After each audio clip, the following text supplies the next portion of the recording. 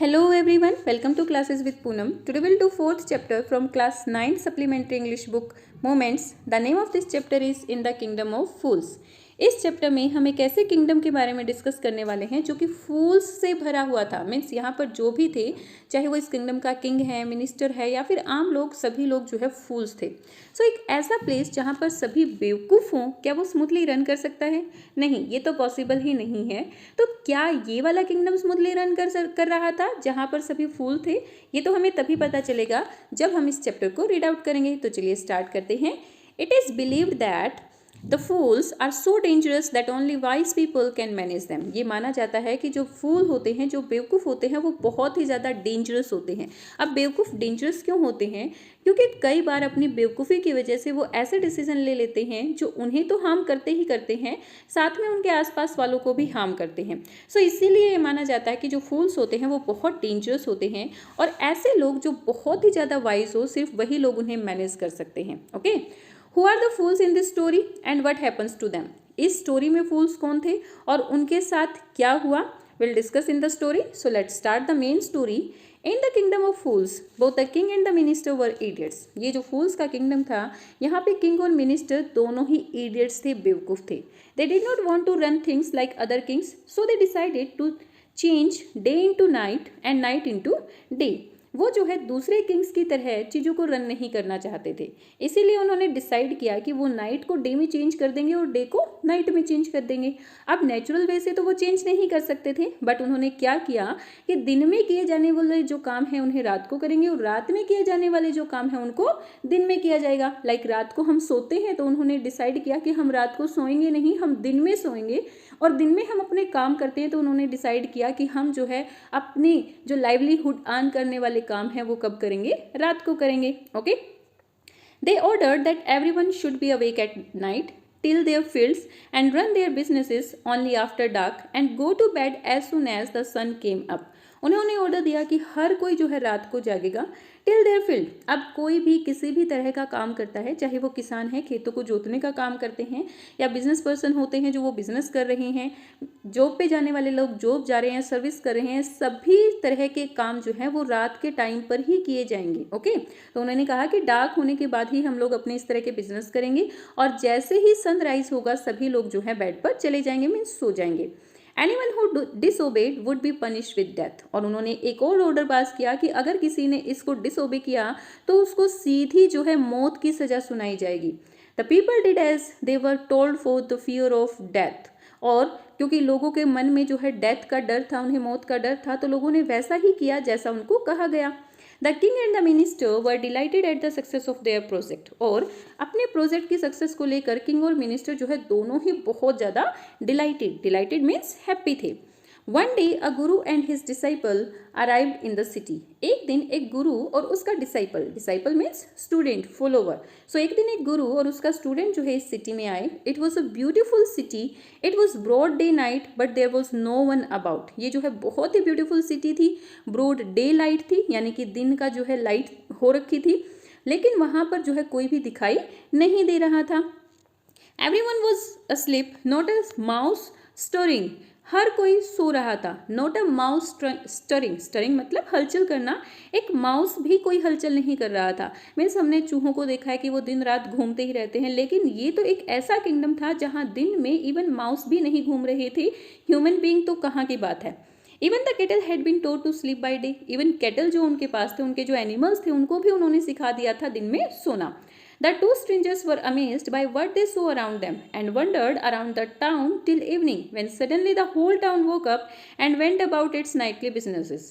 और जो दो पर्सन थे, मीन्स ये जो गुरु और उसका डिसाइपल थे, दोनों जो है इस चीज़ को देखकर अमेज्ड मीन्स सरप्राइज रह गए, और वो लोग जो है शाम तक, इवनिंग तक इस पूरे किंगडम में घूमते रहे। और जैसे ही इवनिंग हुई पूरा शहर उठ गया और अपने नाइटली बिजनेस करने के लिए रेडी हो गया, मतलब अपने रात के काम वो करने लगा। यानी कि जो नॉर्मल लोग दिन में करते हैं वो रात को उठकर वो काम करने लगे। The two men were hungry. Now that the shops were open, they went to buy some groceries. क्योंकि दोनों जो है पूरा दिन से घूम रहे थे, तो दोनों मैन जो है हंग्री थे, और इसीलिए अब जो है जब दुकानें खुली तो वो some groceries बाय करने के लिए वहाँ पर गए। To their astonishment, they found that everything cost the same. A single dudu, whether they bought a measure of rice or a bunch of bananas, it cost a dudu. और उनके astonishment means surprise, उनके surprise की सीमा नहीं रही ये देखकर कि जो भी चीज़ वो खरीदना चाहते थे उन सब का सेम कॉस्ट था. अ सिंगल डूडू मीन्स डूडू यहाँ पर करेंसी का नेम है.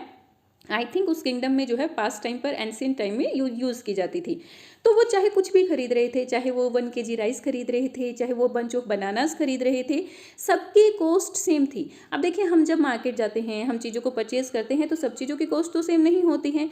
1 टॉफ़ी अगर हम बाय करना चाहते हैं तो it will be get in 1 rupee, but if you want to buy 1 kg rice तो उसके लिए हम 100 रुपये पे करने होंगे. बट ये एक ऐसा किंगडम था जहाँ पर हर एक चीज़ की कॉस्ट सेम थी. तो उनकी बेवकूफ़ी का दूसरा ये एग्जाम्पल मिल गया. पहला एग्जाम्पल क्या था कि उन्होंने डे को नाइट को डे चेंज कर दिया था. और दूसरा एग्जाम्पल क्या था कि उन्होंने पूरे किंगडम में एक रूल बनाया था कि चाहे आप कुछ भी परचेज करेंगे आपको उसके लिए सिर्फ और सिर्फ 1 डूडू ही पे करना होगा. The Guru and his disciple were dilated. Delight means happy. तो ये देखकर गुरु और उसका डिसाइपल बहुत ज़्यादा खुश हो जाते हैं. They had never heard of anything like this. They could buy all the food they wanted for a rupee. उन्होंने ऐसा पहले कभी कुछ नहीं सुना था या फिर देखा था. तो जो भी वो चीज़ चाहते थे, जो भी वो खाना चाहते थे, वो सारा खाना उन्होंने जो है 1 रुपी में परचेज किया. When they had cooked and eaten, the Guru realized that this was a kingdom of fools and it wouldn't be a good idea for them to stay here. जब उन्होंने खाना खा लिया, पका लिया और खा लिया तो गुरु ने रियलाइज़ किया कि ये तो जो किंगडम है वो बेवकूफ़ों का किंगडम है और यहाँ पर रुकना कोई अच्छा आइडिया नहीं है. This is no place for us, let's go, he said to his disciple. वो अपने डिसाइपल से कहता है कि ये प्लेस हमारे लिए नहीं है, चलो यहाँ से चलते हैं. But the disciple did not want to leave the place, everything was cheap here. लेकिन उसका जो डिसाइपल था वो इस प्लेस को नहीं छोड़ना चाहता था. क्यों नहीं छोड़ना चाहता था? क्योंकि यहाँ पर सारी की सारी जो चीज़ें थी बहुत सस्ती थी. All he wanted was good cheap food. जो भी वो खाना चाहता था वो फूड जो है सस्ता भी था और अच्छा भी था. The Guru said they are all fool and this won't last very long and you can't tell what they will do your next. तो वो गुरुजी उसको कहते हैं कि ये सभी जो लोग हैं वो बेवकूफ़ हैं और ये जो चीज़ें चल रही हैं ना उनकी, जो दिन से रात, रात से दिन है, या फिर सारी की सारी चीज़ें 1 ही रुपये में आप परचेज कर सकते हो, ये सारी चीज़ें जो हैं लंबे टाइम तक नहीं चल सकती हैं. पता नहीं आगे वो तुम्हारे लिए क्या डिसीजन लेंगे, इसीलिए यहाँ पर रुकना अच्छा नहीं है, हमें यहाँ से चलना चाहिए.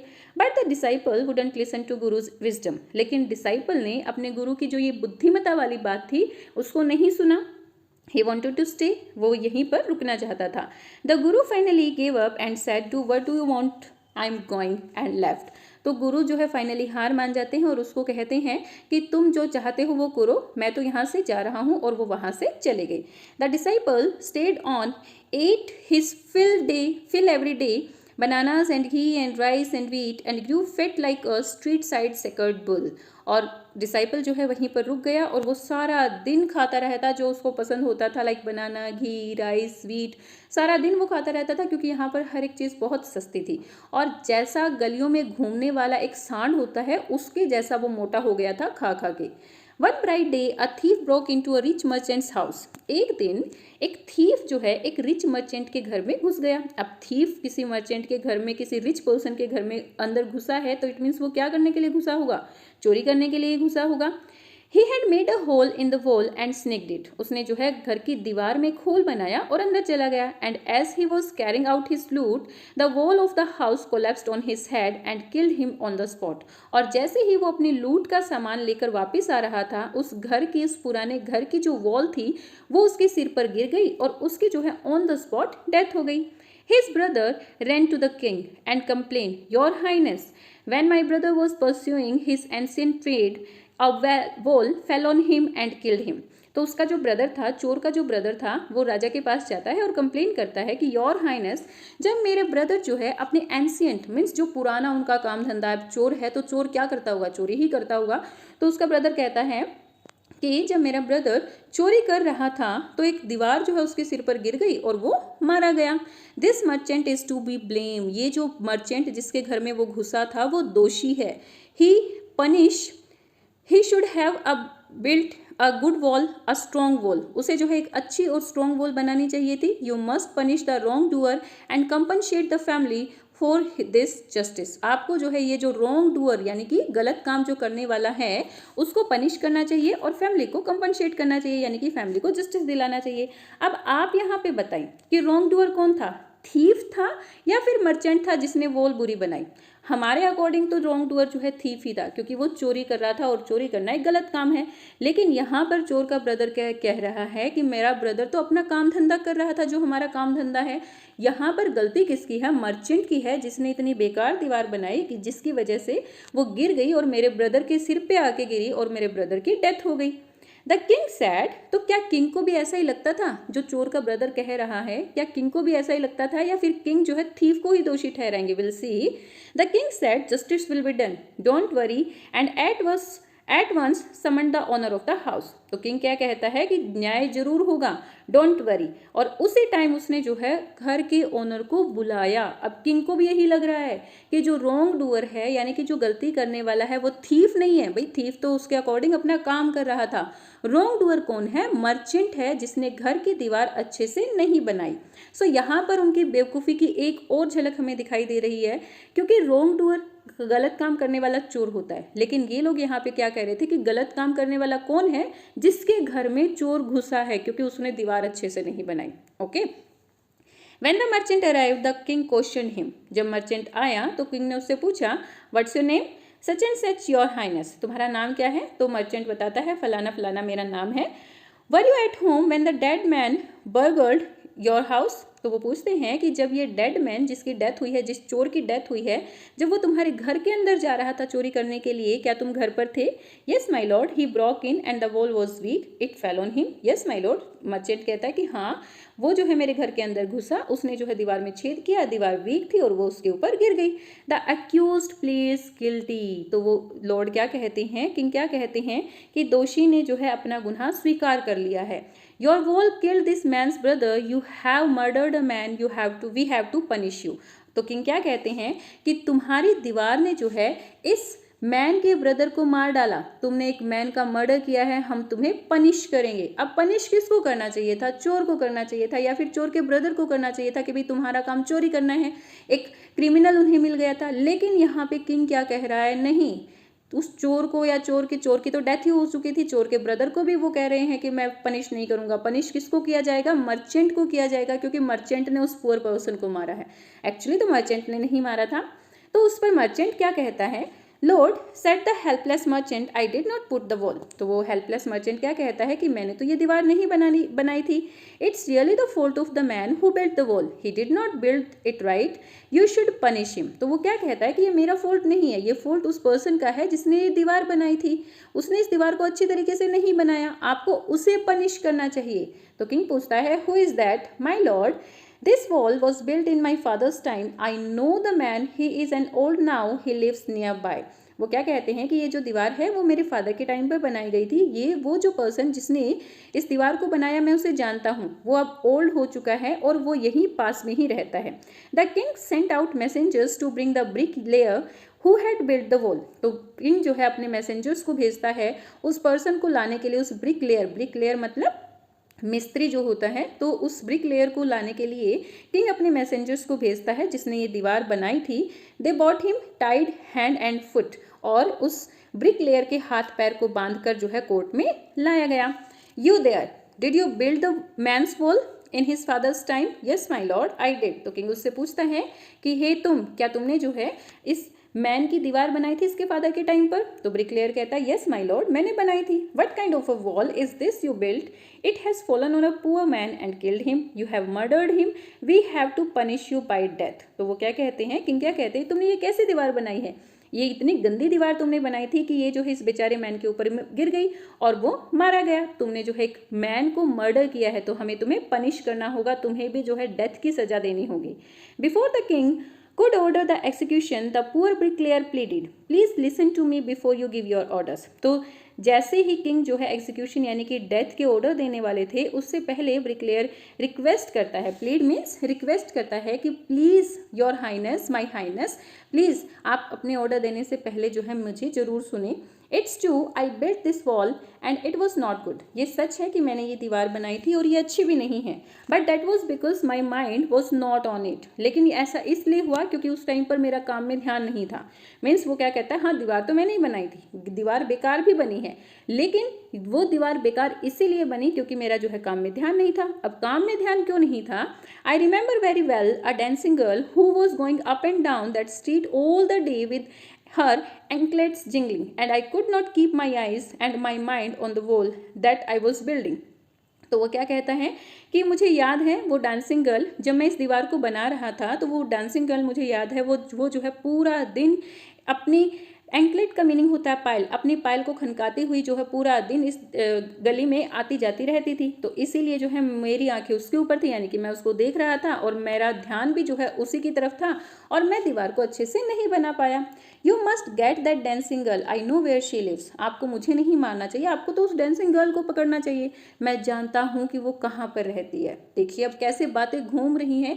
एक सिंपल सा केस है कि चोर चोरी कर रहा था और वो चोरी करते टाइम मारा गया, उसको जो है उसकी क्राइम की सजा मिल चुकी है, लेकिन किस तरीके से इसको कॉम्प्लिकेटेड बनाया जा रहा है। मर्चेंट कहता है ये मेरा फॉल्ट नहीं है, वो ब्रिकलेयर का फॉल्ट है, ब्रिकलेयर कहता है मेरा फॉल्ट नहीं है, मेरा तो ध्यान ही नहीं था क्योंकि डांसिंग गर्ल जो है गली में घूम रही थी और वो अपनी पायल खनकाती हुई इधर उधर जा रही थी, तो मेरा सारा ध्यान उसके ऊपर था। तो वो क्या कहता है कि उसको बुलाओ, उसको सजा दो, मैं उससे जानता हूँ कि वो कहाँ पर रहती है। You are right. The case deepens. We must look into it. It is not easy to judge such complicated cases. Let's get the dancer where she is. तो किंग क्या कहता है, हाँ तुम बिल्कुल सही कह रहे हो, केस तो बड़ा गहरा होता जा रहा है, बहुत डीप होता जा रहा है, हमें इसको चेक करना चाहिए, मतलब अच्छे से इसके ऊपर सोच विचार करना चाहिए। इतने कॉम्प्लिकेटेड केस को जज करना इतना इजी काम नहीं है। क्या ये केस सच में कॉम्प्लिकेटेड था? नहीं, सच तो केस तो बहुत इजी था, कोई भी कॉम्प्लिकेशन इसके अंदर नहीं थी, लेकिन क्योंकि ये सभी लोग जो है बेवकूफ़ हैं तो अपनी बेवकूफ़ी की वजह से उन्होंने इस केस को बड़ा कॉम्प्लिकेटेड बना दिया। तो वो क्या कहता है कि भाई हाँ ऐसे कॉम्प्लिकेटेड केसेस को जो है सॉल्व करना इजी काम नहीं है, चलो डांसर को बुला के लाओ, वो जहाँ पर भी है। The dancing girl now an old women came trembling to the court. अब जो डांसिंग गर्ल थी वो एक ओल्ड वुमेन बन चुकी थी और वो कांपते हुए, ट्रेम्बल मीन्स शिवर, कांपते हुए जो है कोर्ट के अंदर आती है। Did you walk up and down that street many years ago while this poor man was building a wall, did you see him? तो किंग उससे क्वेश्चन करते हैं कि बहुत साल पहले जब ये बेचारा आदमी इस वॉल को बना रहा था तो क्या तुम उस टाइम गली में आती जाती रहती थी, क्या तुमने इसको देखा था? Yes my lord I remember it very well. तो डांसिंग गर्ल कहती है येस माई लॉर्ड, मैं इसे अच्छी तरह से जानती हूँ। So you did walk up and down with your anklets jingling, तो क्या तुम जो है स्ट्रीट में आती जाती रहती थी अपनी पायल को खनकाती हुई? You were young and you distracted him so he built a bad wall. तो किंग क्या कहते हैं, तुम उस टाइम पर यंग थी और तुमने जो है इस ब्रिक लेयर को डिस्ट्रैक्ट किया और इसी वजह से इसने जो है इतनी बुरी दीवार बनाई।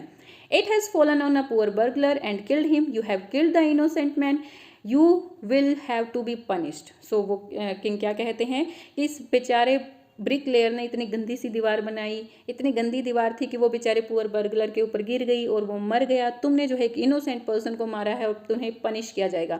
बर्गलर को किंग जो है इनोसेंट कह रहे हैं कि कह रहे हैं तुमने उस इनोसेंट पर्सन को मारा और इसीलिए तुम्हें पनिश किया जाएगा।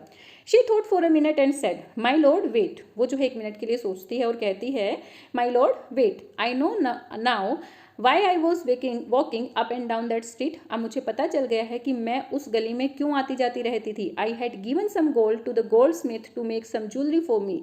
वो कहती है कि मैंने जो है गोल्ड स्मिथ मीन्स सुनार, यानी कि जो गोल्ड की ज्वेलरी बनाता है। वो कहती है कि मैंने जो है गोल्ड स्मिथ को कुछ गोल्ड दिया था अपनी ज्वेलरी बनाने के लिए। ही वॉज अ लेजी स्काउंडलर, वो एक लेजी स्काउंडलर था, लेजी पर्सन था। He made so many excuses, said he would give it now, he would give it then and so on all the day. वो बहुत ही लेजी था और उसने बहुत सारे एक्सक्यूज मीन्स बहाने बनाए। वो कहता कि कभी कहता मैं तुम्हारी पायल अब दूंगा, मैं तुम्हारी ज्वेलरी फिर दूंगा, और सारा दिन वो यही करता रहा। He made me walk up and down to the house a dozen times, और इसी वजह से जो है दर्जनों टाइम मैं जो है उसके घर पर आती जाती रही। That was when this bricklayer saw me, और उसी टाइम इस ब्रिकलेयर ने मुझे देखा। It's not my fault my lord, it's the damned goldsmith's fault। वो क्या कहती है कि ये मेरा फॉल्ट नहीं है, ये उस धूर्त गोल्ड स्मिथ का फॉल्ट है। Poor thing, she is absolutely right, thought the king weighing the evidence। अब जो है ये जो एविडेंस राजा को मिला था कि भाई हाँ सच में डांसिंग गर्ल की तो फॉल्ट है ही नहीं कोई भी। तो इस एविडेंस के ऊपर एम्फेसाइजिंग मतलब एम्फेसाइज करते हुए किंग सोचता है और क्या कहता है कि भाई हाँ ये तो बिल्कुल सही कह रही है, इसका क्या कसूर है, क्योंकि गोल्डस्मिथ ने इसको ज्वेलरी नहीं दी इसीलिए वो आती जाती रहती थी, इसका तो कोई कसूर ही नहीं है। We have got the real culprit at last. और किंग कहता है कि हमें एट लास्ट रियल जो दोषी है, जो कल्प्रिट है वो मिल ही गया। Get the goldsmith wherever he is hiding at once. तो अपने मैसेंजर्स को, अपने लोगों को जो है राजा ऑर्डर देता है कि जहाँ कहीं भी वो गोल्डस्मिथ छिपा हुआ है उसको जल्दी से पकड़ के लाओ, अब भी, at once. The king's bailiffs search for the goldsmith. अब जो किंग्स के जो बैलिफ्स थे यानी कि जो पर्सन्स थे वो क्या करते हैं, गोल्डस्मिथ को ढूंढते हैं। Who was hiding in a corner of his shop, जो कि अपनी शॉप के कॉर्नर में छिपा हुआ था। When he heard the accusation against him he had his own story to tell. और जब उसको पता चला कि उसके ऊपर आरोप लगा दिया गया है तो उसके पास भी अपनी बताने के लिए एक स्टोरी थी। जैसे कि मर्चेंट ने अपनी स्टोरी बताई, उसके बाद ब्रिकलेयर ने बताया कि क्यों उसने अच्छे से काम नहीं किया, फिर उसके बाद डांसिंग गर्ल ने बताया कि क्यों वो गली में घूम रही थी। ऐसे ही अब गोल्डस्मिथ के पास भी एक कहानी है कि क्यों उसने जो है उस डांसिंग गर्ल की ज्वेलरी लेट बनाई। My lord he said, I am a poor goldsmith, it's true, I made this dancer come so many times to my door. तो वो क्या कहते हैं, माई लॉर्ड, मैं एक पुअर गोल्डस्मिथ हूँ और ये सच है कि मैंने जो है इस डांसर को बहुत जो है अपने घर तक घुमाया, मतलब ये कई बार मेरे घर आई और गई। I gave her excuses because I could not finish making her jewelry before I finished the rich merchant's order. मैंने जो है इसको बहुत सारे एक्सक्यूजेस दिए, बहाने दिए, क्योंकि मैं इसकी ज्वेलरी टाइम पर नहीं बना सका था। और मैं इसकी ज्वेलरी इसीलिए टाइम पर नहीं बना सका क्योंकि मुझे एक रिच मर्चेंट का ऑर्डर मिला था और मुझे पहले वो फिनिश करना था। They had a wedding coming and they would not wait. और उनके घर में एक शादी थी और वो लोग वेट नहीं कर सकते थे। You know how impatient rich man are. और आपको तो पता ही है कि जो ये अमीर लोग होते हैं कितने इम्पेशंस होते हैं। अब गोल्डस्मिथ भी अपनी कहानी सुनाता है कि भाई मेरा फॉल्ट नहीं था, किसका फॉल्ट था, उस रिच मर्चेंट का फॉल्ट था जिसने मुझे ज्वेलरी बनाने के लिए दी थी, जिनके घर में शादी थी। अब देखो चीजें कैसे कैसे गोल गोल गोल गोल घूम रही हैं। अब किसको ढूंढा जाएगा, उस रिच मर्चेंट को ढूंढा जाएगा। Who is this rich merchant who kept you from finishing this poor woman's jewelry, made her walk up and down, which distracted this bricklayer, which made a mess of his wall, which has now fallen on an innocent man and killed him? Can you name him? तब राजा उससे पूछता है कि कौन है वो rich merchant जिसने तुम्हें जो है इस पुअर वुमेन की ज्वेलरीज को फिनिश करने नहीं दिया और जिसकी वजह से ये गली में इधर उधर घूमती रही, जिसकी वजह से ब्रिकलेयर डिस्ट्रैक्ट हुआ और उस वजह से उसने जो है एक गंदी दीवार बनाई जो कि एक इनोसेंट पर्सन के ऊपर गिर गई और वो पर्सन बेचारा मारा गया। Can you name him? क्या तुम उसका जो है नाम बता सकते हो? The goldsmith name the merchant and he was none other than the original owner of the house whose wall had fallen. तो गोल्ड स्मिथ जो है उस रिच मर्चेंट का नेम बताता है और वो कोई नहीं था, वो वही पर्सन था जिसकी दीवार जो है उस बेचारे थीफ के ऊपर गिरी थी। मीन स्टोरी जो है गोल गोल गोल गोल घूम कर कहाँ आ गई, दोबारा से उसी रिच मर्चेंट के ऊपर आकर अटक गई। Now justice has come full circle thought the king back to the merchant. तो किंग सोचता है कि जस्टिस देखो किस तरीके से घूम रहा है और जस्टिस घूम कर, ये जो न्याय घूम कर वापस किसके पास आ गया, मर्चेंट के पास ही आ गया। When he was rudely summoned back to the court, he arrived crying, "It wasn't me, but my father who ordered the jewelry. He is dead. I'm innocent." और जब जो है रूडली मर्चेंट को कोर्ट में समन किया गया, बुलाया गया, तो वो रोता हुआ वहाँ पर आया और उसने कहा कि ये मेरा फॉल्ट नहीं है, ये मेरे फादर का फॉल्ट है जिन्होंने वो ज्वेलरी बनाने के लिए ऑर्डर दिया था और अब उनकी डेथ हो चुकी है। मैं तो इनोसेंट हूँ, मैंने कुछ भी नहीं किया। But the king consulted his minister and ruled decisively, it is true your father is a true murderer. तो किंग जो है अपने मिनिस्टर्स के साथ कंसल्ट करता है कि भाई हाँ हमें क्या करना चाहिए, क्या नहीं करना चाहिए, क्या मर्चेंट सच में इनोसेंट है या फिर वो गिल्टी है। और फिर बाद में वो डिसीजन लेते हैं, फर्म डिसीजन लेते हैं और कहते हैं कि हाँ ये सच है कि तुम्हारे फादर एक मर्डरर है, मतलब खून तुम्हारे फादर ने किया है क्योंकि तुम्हारे फादर ने इतनी गंदी दीवार बनाई थी और तुम्हारे फादर ने जो है उन ज्वेलरीज का ऑर्डर दिया था जिसकी वजह से ये दीवार बेकार बनी। ठीक है, he is dead but somebody must be punished in his place. हाँ उनकी डेथ हो चुकी है लेकिन हाँ उनकी जगह पर किसी न किसी को तो पनिश किया ही जाएगा। अब राजा की एक और बेवकूफ़ी सामने आ रही है। जो पर्सन मर चुका है जिसने ये काम किया था, एक्चुअल में उसकी गलती भी नहीं थी बट अकॉर्डिंग टू किंग उसकी गलती भी थी, तो वो तो मर चुका है। लेकिन किंग क्या कहता है कि भाई भले ही वो मर गया है लेकिन किसी न किसी को तो उसकी जगह पर हम पनिश करेंगे ही करेंगे। You have inherited everything from the criminal from that criminal father of yours his riches as well as his sins. वो क्या कहते हैं कि तुमने जो है, तुम्हें विरासत में हर एक चीज़ मिली अपने क्रिमिनल फादर की, उसकी रिचेज तो मिली ही मिली है, मतलब तुम्हें उनका धन तो मिला ही मिला है, साथ साथ उनके जो सिंस हैं, जो पाप हैं, वो भी तुम्हें मिले हैं। Okay, I knew at once even when I first set eyes on you that you were at the root of this horrible crime, you must die। तो किंग क्या कहते हैं, मुझे तो तभी पता चल गया था जब मैंने पहली बार तुम्हें देखा था कि ये जो हॉरिबल क्राइम है इसकी रूट तुम ही हो, मतलब तुम ही से ये स्टार्ट हो रहा है, अब तो तुम्हें मरना ही होगा। तो घूम फिर कर किसकी टर्न आ जाती है मरने के लिए? मर्चेंट की ही टर्न आती है। अभी भी किंग को समझ में नहीं आ रहा कि भाई थीफ की ही गलती थी, वो क्यों किसी के घर में घुसा?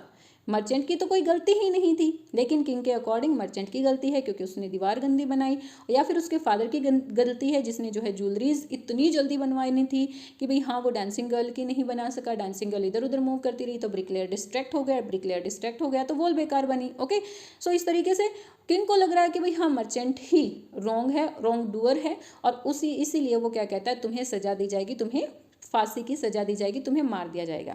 तो इस चैप्टर को आज इस वीडियो में हम यहीं तक करने वाले हैं। नेक्स्ट पार्ट जो इस स्टोरी का है वो हम नेक्स्ट वीडियो में करेंगे। Till then stay tuned, bye bye, keep learning.